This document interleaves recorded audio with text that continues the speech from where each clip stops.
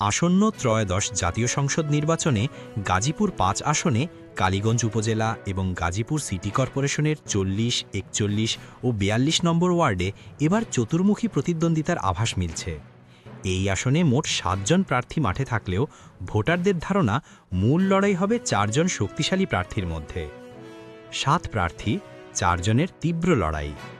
গাজীপুর ৫ আসনে প্রতিদ্বন্দ্বী প্রার্থীরা হলেন বিএনপির সাবেক এমপি এ.কে.এম. ফজলুল হক মিলন, ধানের শীষ, জামায়াতে ইসলামীর খায়রুল হাসান, দাড়িপাল্লা, ইসলামী আন্দোলন বাংলাদেশের গাজী আতাউর রহমান, হাতপাখা, জনতার দলের আজম খান, কলম, ইসলামী ফ্রন্টের আল আমিন দেওয়ান, চেয়ার, গণফোরামের কাজল ভূঁইয়া, উদীয়মান সূর্য, জাতীয় পার্টির প্রার্থী লাঙ্গল। তবে স্থানীয় ভোটারদের মতে ধানের শীষের হেভিওয়েট প্রার্থী মিলনের পাশাপাশি দাড়িপাল্লা, হাতপাখা ও কলম প্রতীকের প্রার্থীরা এবার শক্ত প্রতিদ্বন্দ্বিতা গড়ে তুলতে পারেন। আসনের রাজনৈতিক ইতিহাস। গাজীপুর ৫ আসনের নির্বাচনী ইতিহাসও বেশ সমৃদ্ধ। ১৯৭৩ সালের প্রথম জাতীয় সংসদ নির্বাচনে আওয়ামী লীগ নেতা বীর মুক্তিযোদ্ধা মুয়েজউদ্দিন আহমেদ সংসদ সদস্য নির্বাচিত হন। ১৯৯১ সালে জয় পান আওয়ামী লীগের প্রয়াত ডাক্তার আসফার হোসেন মোল্লা। ১৯৯৬ সালের ফেব্রুয়ারির নির্বাচনে বিএনপির এ.কে.এম. ফজলুল হক মিলন বিজয়ী হন। তবে একই বছরের জুনের নির্বাচনে আওয়ামী লীগের আখতারুজ্জামান জয়ী হন। ২০০১ সালে আবারও বিএনপির প্রার্থী মিলন সংসদ সদস্য নির্বাচিত হন। ২০০৮ সালে শহীদ মুয়েজউদ্দিনের কন্যা মেহের আফরোজ চুমকি এমপি নির্বাচিত হন। তিনি ২০১৪ সালে বিনা প্রতিদ্বন্দ্বিতায় এবং ২০১৮তেও জয়ী হন। ২০২৪ সালের নির্বাচনে চুমকিকে হারিয়ে স্বতন্ত্র প্রার্থী হিসেবে নির্বাচিত হন ডাকসুর সাবেক ভিপি আখতারুজ্জামান। ভোটার সংখ্যা।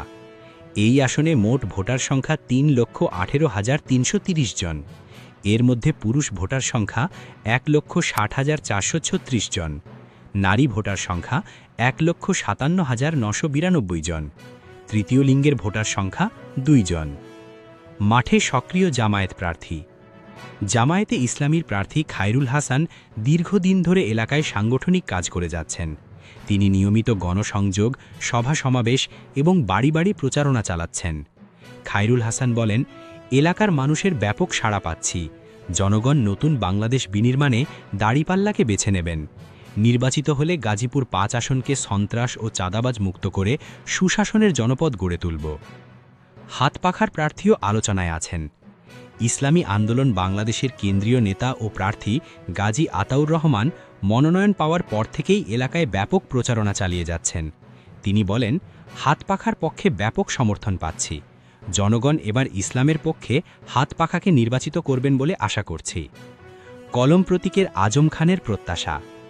জনতার দলের প্রার্থী ও কেন্দ্রীয় মহাসচিব আজম খানও এবার শক্ত প্রতিদ্বন্দ্বী হিসেবে বিবেচিত হচ্ছেন।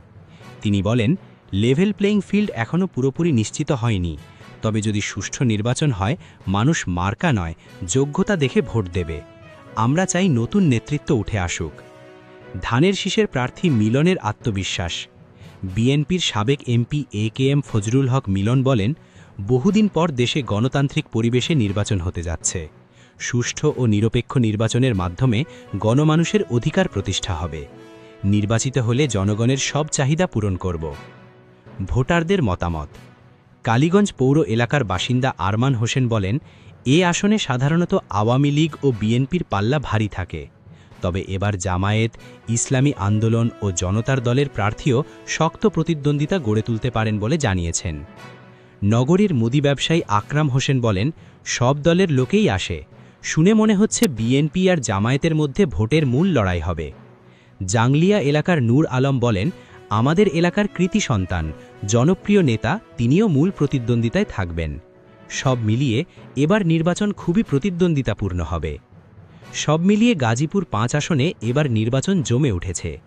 ধানের শীষের হেভিওয়েট প্রার্থী মিলনের পাশাপাশি দাড়িপাল্লা, হাতপাখা ও কলম প্রতীকের প্রার্থীরা শক্ত অবস্থান তৈরি করায় ভোটের মাঠে চতুর্মুখী প্রতিদ্বন্দ্বিতা দেখা দিতে পারে বলে মনে করছেন ভোটাররা।